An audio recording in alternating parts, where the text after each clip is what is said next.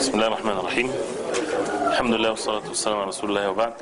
Inshallah we continue, and I hope that you bear with me till Isha, inshallah ta'ala, so that we can finish as much as we can for the book, because we have today and tomorrow inshallah ta'ala. And we're in chapter 30, باب ما جاء في الاستسقاء بالأنواء.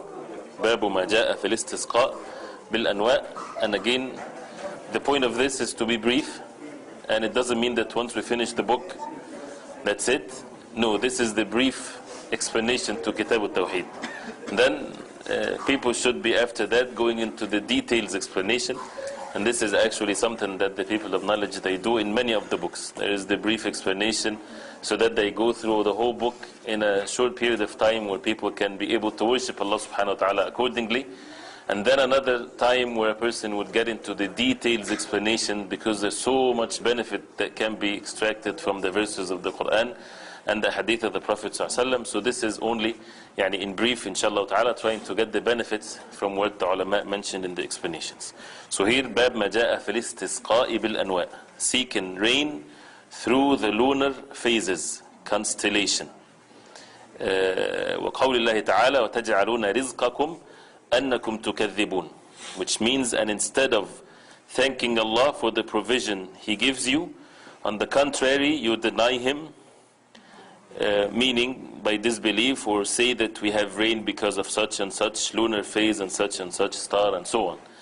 So this chapter definitely is in the book of the Tawheed, because this has have to do something with the belief. And as it's mentioned before, there are two sets of means: the physical means and the religious means. The physical means, by experiments it's known, and the religious means are the revelation of Allah in the Quran and the Sunnah of the Prophet ﷺ. Those who take means other than these two means, they are falling into the shirk. And one of which is when people think that the stars have something to do with rain, or the phases of the moon has something to do with the rain. This is not what Allah subhanahu wa ta'ala created physically to cause rain. This is not something that is mentioned in the Quran and the Sunnah of the Prophet ﷺ that says that it causes rain. So as a result of that, people then, as if they are denying, and they are denying the wisdom and the power of Allah subhanahu wa ta'ala, and as a result it's a form of shirk. So this ayah that we heard here, it's clearly mentioned about the disbelievers, that they make their provisions, they instead of referring it to Allah subhanahu wa ta'ala and being grateful to Allah subhanahu wa ta'ala, they deny it. They claim that the stars is the one that brings the rain, or the clouds, or whatever there is.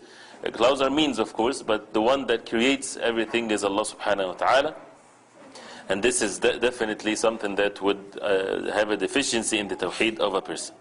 So we learn from the verse that the rain is not referred to al-anwa, or the phases of the moon, or the stars, or anything. It does not refer to that. This has nothing to do with it.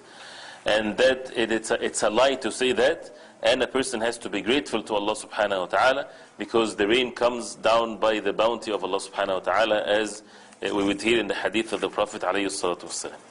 The first hadith in the chapter, يقول وعن أبي مالك الأشعري رضي الله عنه أن رسول الله صلى الله عليه وسلم قال أربع في أمتي من أمر الجاهلية لا يتركونهن: الفخر بالأحساب، والطعن في الأنساب، والاستسقاء بالنجوم، والنياحة. وقال النائحة إذا لم تتب قبل موتها تقام يوم القيامة وعليها سربال من قطران ودرع من جرب. The Prophet ﷺ said, my ummah will not abandon four undesirable matters from the people of ignorance. They are al-fakhr bil-ahsab, over pridefulness in ancestors. Number 2, defaming or slandering someone's lineage. Number 3, seeking rain according to the stars, meaning believing that falling stars causes the rain on the earth. And number 4, lamentation and wailing of women for the dead. He sallallahu alaihi wasallam further said, if the bewailing women or woman does not repent before her death, she will be raised on the day of resurrection, covered with a dress of liquid pitch and a cloak of itches. Reported by Muslim. So this hadith, as we heard, the Prophet ﷺ said that four things from among the matters of al-Jahiliyyah. Al-Jahiliyyah here, when it's mentioned, it means the era before the Prophet ﷺ was sent. and because of their extreme ignorance, they fell into these types of matters of ignorance. And the Prophet ﷺ, of course, when the religion of Islam came in the Quran and the Sunnah of the Prophet ﷺ, denying these things and refuting these things because it's against the Tawheed and the oneness of worship of Allah subhanahu wa ta'ala and the orders of Allah. But the Prophet ﷺ said that it would still, these types of sins will still continue in this ummah. It doesn't mean that all the ummah will fall into this, but it will be present in the ummah of the Prophet ﷺ, these sins that the Prophet ﷺ mentioned. And that means a person has to stay away from it and not to indulge in it. It clearly states, which is why this hadith is in this chapter, that one of which is al-istisqa'u bin-nujum, that people seek rain by matters of the stars, or believing that the stars they have something to do with rain. Also, it shows that in matters of jahiliyyah, not everybody abandon it. That means there are forms of jahiliyyah that still people would indulge in. As we mentioned before, the shirk is something that would happen in this ummah. Doesn't mean that all the ummah would fall into the shirk, but it means there's some shirk, or people would fall into matters of shirk as the nations before. And definitely any matters of jahiliyyah is something that is condemned in the deen of Allah, and people have to forbid such an evil. And it is not permissible for us to imitate the peoples of al-jahiliyyah. It is not permissible for us to be prideful in our ancestors in a way that the people of Jahiliyyah used to do, in which a person should humble himself and know that everybody is equal in the eyes of Allah subhanahu wa ta'ala. The only thing that would make a person better than others is matter of taqwa, and this is something that Allah subhanahu wa ta'ala knows. Another thing is to attack one another with regarding to lineage. He comes from this background, or he is from that race versus that race, and this is something that is present in this ummah. And if we go into details on each and every one of these things, we would see that these diseases present in communities, in this community, in every community, right? Unless Allah subhanahu wa ta'ala protect the person from such a thing. You would find, things, Arab versus non-Arabs or whatever, and people are attacking one another, or a person that is born in this country or not born in this country. People fight and argue, and in their hearts they have these levels of people according to their race and things of that nature. This is all jahiliyyah. That everybody that is among the believers, the only thing that the criteria of betterment is matters of taqwa and the fear of Allah subhanahu wa ta'ala, not these other things of matters of jahiliyyah, ignorance.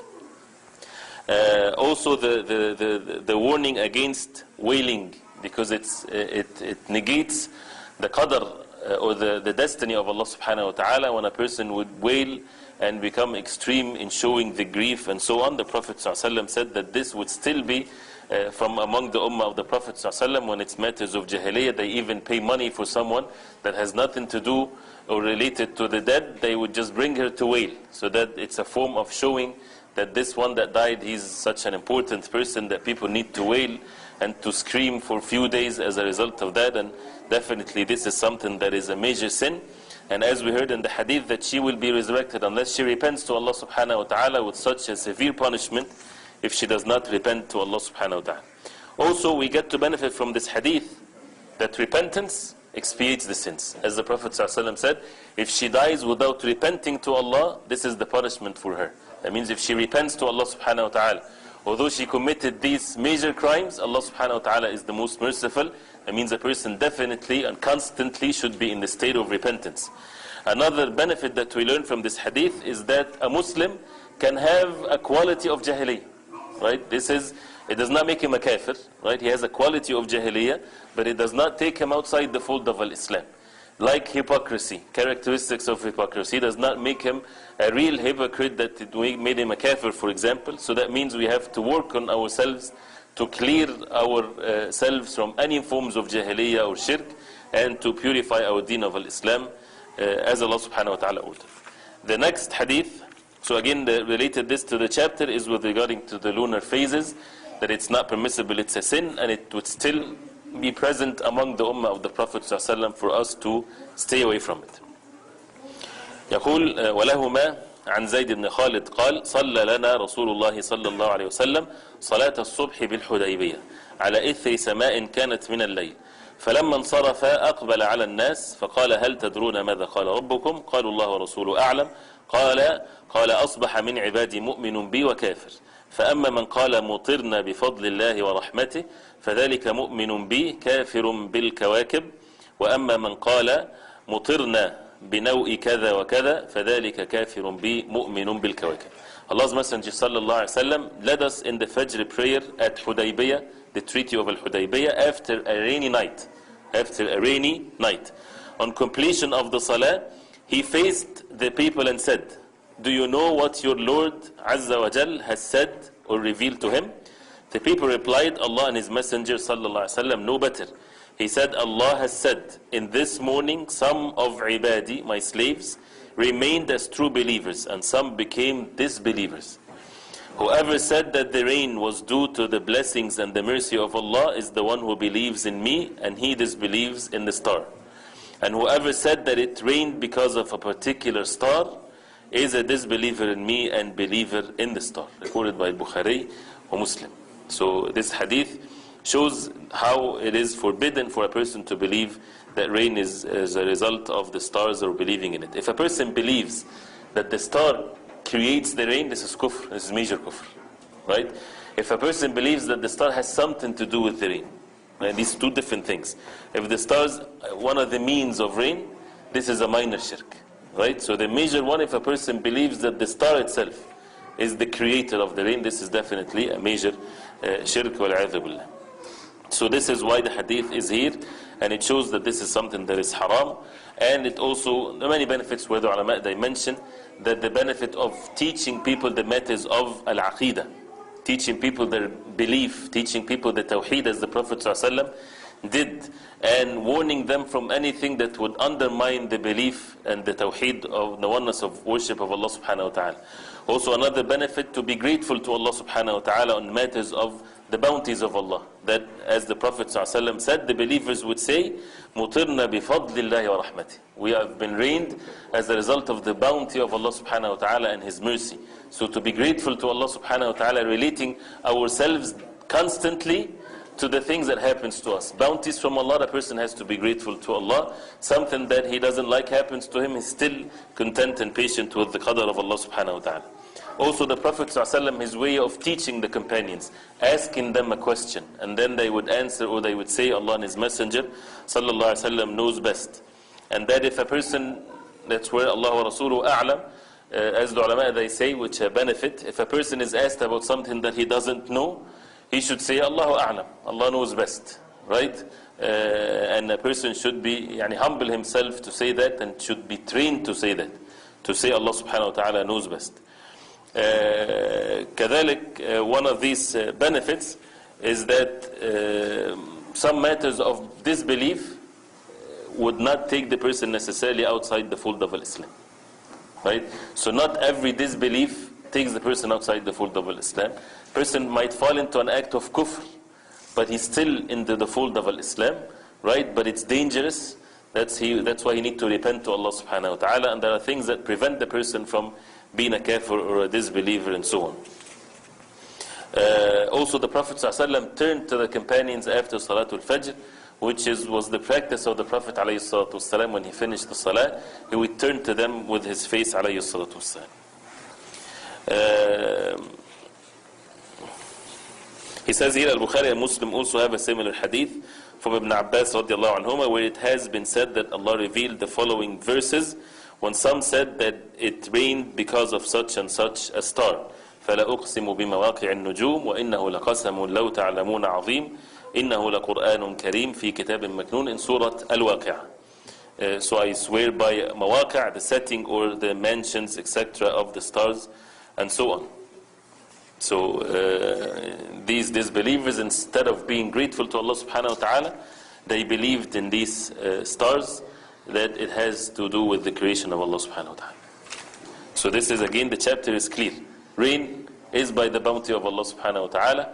Allah subhanahu wa ta'ala did not make the stars or the phases of the moon means for the rain to come down. Whoever believes otherwise, he's either committing major shirk or minor shirk.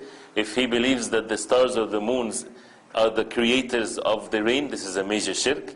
If a person believes that it's nothing but means, it's a minor shirk, and a person has to repent to Allah subhanahu wa ta'ala from that.